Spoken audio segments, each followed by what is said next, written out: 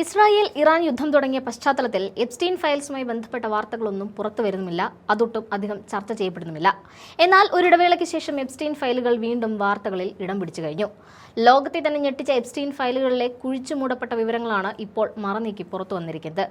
American president Donald ട്രംപിനെ ഇടം വലം തിരിയാനാവാതെ വരിഞ്ഞിരിക്കുന്ന നിർണായക വെളിപ്പെടുത്തൽ FBI ഭാഗത്തു നിന്നാണ് ഉണ്ടായിരിക്കുന്നത്. ട്രംപിനെ പ്രതിക്കൂട്ടിലാക്കുന്ന രഹസ്യരേഖകളാണ് FBI ഇപ്പോൾ പരസ്യമാക്കിയിരിക്കുന്നത്. നേരത്തെ പുറത്തുവിട്ട എപ്സ്റ്റീൻ ഫയലുകളിൽ നിന്നും വിട്ടുപോയതോ അല്ലെങ്കിൽ മനഃപൂർവ്വം മാറ്റിവെച്ചുവെന്ന് കരുതുന്ന ചില സുപ്രധാന വിവരങ്ങളാണ് ഇപ്പോൾ US നീതിന്യായ വകുപ്പ് പുറത്തുവിട്ടിരിക്കുന്നത്. ട്രംപ് തന്നെ പീഡിപ്പിച്ചു എന്ന് പരാതിപ്പെട്ട ഒരു യുവതിയുമായി FBI ഉദ്യോഗസ്ഥർ നടത്തിയ അഭിമുഖത്തിന്റെ ഞെട്ടിക്കുന്ന വിശദാംശങ്ങളാണ് ഈ രേഖകളിലുള്ളത്. ഈ യുവതിയെ FBI ഉദ്യോഗസ്ഥർ 4 തവണയാണ് വിശദമായി ചോദ്യം ചെയ്തത്. ഇതിൽ ആദ്യത്തെ 3 അഭിമുഖങ്ങളിലെ വിവരങ്ങൾ അടങ്ങിയ റിപ്പോർട്ടുകളാണ് ഇപ്പോൾ പുറത്തു വന്നിരിക്കുന്നത്. താൻ കൗമാരപ്രായത്തിലായിരുന്ന സമയത്ത് ഡൊണാൾഡ് ട്രംപും ജെഫ്രി എപ്സ്റ്റീനും ചേർന്ന് തന്നെ ലൈംഗികമായി പീഡിപ്പിച്ചു എന്നാണ് യുവതി വെളിപ്പെടുത്തിയിരിക്കുന്നത്. ട്രംപിനെ ആദ്യമായി പരിചയപ്പെട്ട സമയത്ത് നടന്ന ദുരനുഭവങ്ങൾ FBI ഉദ്യോഗസ്ഥരോട് യുവതി വെളിപ്പെടുത്തിയെന്നാണ് പുറത്തുവന്ന റിപ്പോർട്ടിൽ നിന്നും മനസ്സിലാക്കാൻ സാധിക്കുന്നത്. തന്നെ പരിചയപ്പെടുത്തിയ ശേഷം മുറിയിലുള്ള ബാക്കി എല്ലാവരോടും പുറത്തു പോവാൻ ട്രംപ് ആവശ്യപ്പെട്ടുവെന്നും തുടർന്ന് അവിടെ വെച്ച് തന്നെ പീഡിപ്പിക്കാൻ ശ്രമിച്ചുവെന്നുമാണ് യുവതി നൽകിയ മൊഴി. വളരെ മോശമായ ചില കാര്യങ്ങളാണ് ട്രംപ് തന്നോട് പറഞ്ഞതെന്ന് യുവതി മൊഴിയിൽ പറയുന്നു. ചെറിയ പെൺകുട്ടികൾ എങ്ങനെയായിരിക്കണമെന്ന് നിന്നെ പഠിപ്പിക്കാമെന്ന് ട്രംപ് തന്നോട് പറഞ്ഞതായും യുവതി ആരോപിക്കുന്നു. പീഡന ശ്രമത്തിനിടെ താൻ ട്രംപിന്റെ ശരീരത്തിൽ കടിച്ചുവെന്നും ഇതിൽ പ്രകോപിതനായ അദ്ദേഹം തന്നെ മർദ്ദിക്കുകയും അസഭ്യം പറയുകയും ചെയ്തുവെന്നുമാണ് യുവതി വെളിപ്പെടുത്തിയിരിക്കുന്നത്. തന്നെ ഉടൻ തന്നെ അവിടെ നിന്നും പുറത്താക്കാൻ ട്രംപ് ഉത്തരവിട്ടതായും യുവതി പറഞ്ഞു. തനിക്ക് ഭീഷണി സന്ദേശങ്ങൾ ലഭിക്കുന്നുണ്ടെന്നും തന്റെ സുരക്ഷയിൽ ആശങ്കയുണ്ടെന്നും 4ാമത്തെ അഭിമുഖത്തിൽ യുവതി വ്യക്തമാക്കിയിട്ടുണ്ട്. പീഡനം നടന്ന് വർഷങ്ങൾ കഴിഞ്ഞതിനാൽ നിയമപരമായി ഇതിന് എന്ത് പ്രസക്തി ഉണ്ടാകുമെന്ന കാര്യത്തിലും യുവതി സംശയം പ്രകടിപ്പിച്ചിരുന്നു. എന്നാൽ ഈ ആരോപണങ്ങളെല്ലാം പൂർണ്ണമായും തള്ളിക്കളയുകയാണ് വൈറ്റ് ഹൌസ് ചെയ്തത്. ഈ വെളിപ്പെടുത്തലുകൾക്ക് യാതൊരു അടിസ്ഥാനവും ഇല്ലെന്നും ഒരു തരത്തിലുള്ള തെളിവുകളും ഈ ആരോപണങ്ങൾക്ക് പിന്നിലില്ലെന്നും വൈറ്റ് ഹൌസ് ഔദ്യോഗികമായി അറിയിച്ചു. മാത്രമല്ല, ഈ വിവരങ്ങൾ മുൻപ് തന്നെ ജോ ബൈഡന്റെ കീഴിലുള്ള നീതിന്യായ വകുപ്പിന് അറിയാമായിരുന്നുവെന്നും ട്രംപ് തെറ്റുകാരനല്ലാത്തതുകൊണ്ടാണ് അവർ അന്ന് നടപടിയെടുക്കാതിരുന്നതെന്നും White House press secretary Karoline Leavitt ആരോപിച്ചു. ട്രംപിനെ പ്രതിസന്ധിയിലാക്കാൻ ബോധപൂർവം ഉണ്ടാക്കിയെടുത്ത കഥയാണിതെന്നാണ് അവരുടെ നിലപാട്.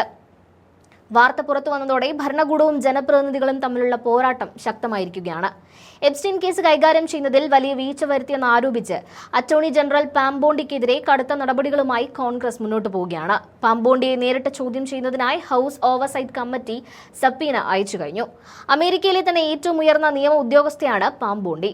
സുപ്രധാന വിവരങ്ങൾ മറച്ചുവെച്ചുവെന്നും ഇരകളുടെ സ്വകാര്യ വിവരങ്ങൾ കൃത്യമായി സുരക്ഷിതമാക്കിയില്ലെന്നും ഇവർക്കെതിരെ ആരോപണമുണ്ട്. പാം ബോണ്ടിക്കെതിരെയുള്ള ഈ നീക്കത്തിൽ ഡൊണാൾഡ് ട്രംപിന്റെ സ്വന്തം പാർട്ടിയായ റിപ്പബ്ലിക്കൻ പാർട്ടിയിലെ 5 അംഗങ്ങളും പങ്കുചേർന്നു എന്നതാണ് ഇതിലേറ്റവും ശ്രദ്ധേയമായ കാര്യം. പാം ബോണ്ടിയെ ചോദ്യം ചെയ്യണമെന്ന ആവശ്യമാണ് പാർട്ടി ഭേദമന്യേ ഇപ്പോൾ ഉയർന്ന ഏറ്റവും വലിയ ആവശ്യം. എപ്സ്റ്റീൻ കേസിലെ കുറ്റവാളികളുടെ പട്ടിക തന്റെ കൈവശമുണ്ടെന്ന് പണ്ട് പറഞ്ഞ പാം ബോണ്ടി ഇതുവരെ അത് പുറത്തുവിടാത്തത് എന്താണെന്ന ചോദ്യവും സജീവമാണ്. ജെഫ്രി എപ്സ്റ്റീനുമായി ബന്ധപ്പെട്ട എല്ലാ വിവരങ്ങളും പുറത്തു കൊണ്ടുവരാൻ കമ്മിറ്റി തീരുമാനിച്ചിട്ടുണ്ട്. മുൻ പ്രസിഡന്റ് ബിൽ ക്ലിന്റനെയും ബിൽ ബാർണിയും എല്ലാം ഈ സമിതി നേരത്തെ ചോദ്യം ചെയ്തിരുന്നു. എപ്സ്റ്റീൻ കേസിലെ പീഡനത്തിൽ നിന്നും രക്ഷപ്പെട്ട ആനി ഫാർമർ ഈ സംഭവത്തെക്കുറിച്ച് വളരെ വൈകാരികമായാണ് പ്രതികരിച്ചത്. ലോകത്തിന്റെ മറ്റു ഭാഗങ്ങളിൽ എപ്സ്റ്റീൻ കേസിൽ വലിയ അന്വേഷണങ്ങൾ നടക്കുമ്പോൾ എന്തുകൊണ്ടാണ് ഇവിടെ മാത്രം ഇത്തരം കാര്യങ്ങൾ ഒതുക്കി തീർക്കാൻ ശ്രമിക്കുന്നതെന്ന് അവർ ചോദിച്ചു. ബ്രിട്ടീഷ് രാജകുടുംബത്തിലെ അംഗങ്ങൾ പോലും ഈ കേസിൽ ചോദ്യം ചെയ്യപ്പെട്ടത് അവർ ഓർമ്മിപ്പിച്ചു. കഴിഞ്ഞ ആഴ്ച നടന്ന പ്രസിഡന്റിന്റെ പ്രസംഗം കേൾക്കാൻ താൻ അവിടെ ഉണ്ടായിരുന്നുവെന്നും എന്നാൽ ഇത്തരം ഗൗരവകരമായ കാര്യങ്ങൾ പറയാതെ മറ്റൊരു ലോകത്തെന്ന പോലെയാണ് ട്രംപ് സംസാരിച്ചതെന്നും ആനി ഫാർമർ പറഞ്ഞു. തങ്ങൾ എങ്ങോട്ടും പോകാൻ പോകുന്നില്ലെന്നും സത്യം പുറത്തു വരുന്നതുവരെ പോരാടുമെന്നും അവർ വ്യക്തമാക്കി. ലഭ്യമായ വിവരങ്ങൾ അനുസരിച്ച് പാം ബോണ്ടിയെ ചോദ്യം ചെയ്യുന്നതോടെ ഈ കേസിൽ കൂടുതൽ നിർണായകമായ വെളിപ്പെടുത്തൽ ഉണ്ടാകാൻ സാധ്യതയുണ്ട്.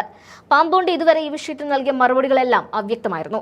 സഭയിൽ ചോദ്യങ്ങൾ ഉയർന്നപ്പോൾ രാജ്യത്തെ ഓഹരി വിപണിയെക്കുറിച്ചും സാമ്പത്തിക നേട്ടങ്ങളെക്കുറിച്ചുമാണ് അവർ സംസാരിച്ചത്.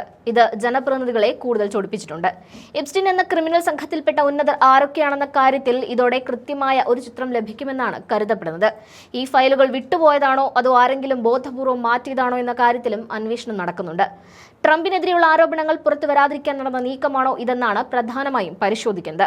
യാതൊരു പ്രകോപനവും ഇല്ലായിരുന്നിട്ട് കൂടിയും ഇറാനെ ആക്രമിക്കാൻ അമേരിക്ക കൂട്ടുനിന്നത് എപ്സ്റ്റീൻ ഫയലിലെ വിവരങ്ങൾ ലോകത്തിന് മുന്നിൽ മറച്ചുപിടിക്കാനായിരുന്നു എന്ന സംശയങ്ങളും ഉയർന്നിട്ടുണ്ട്.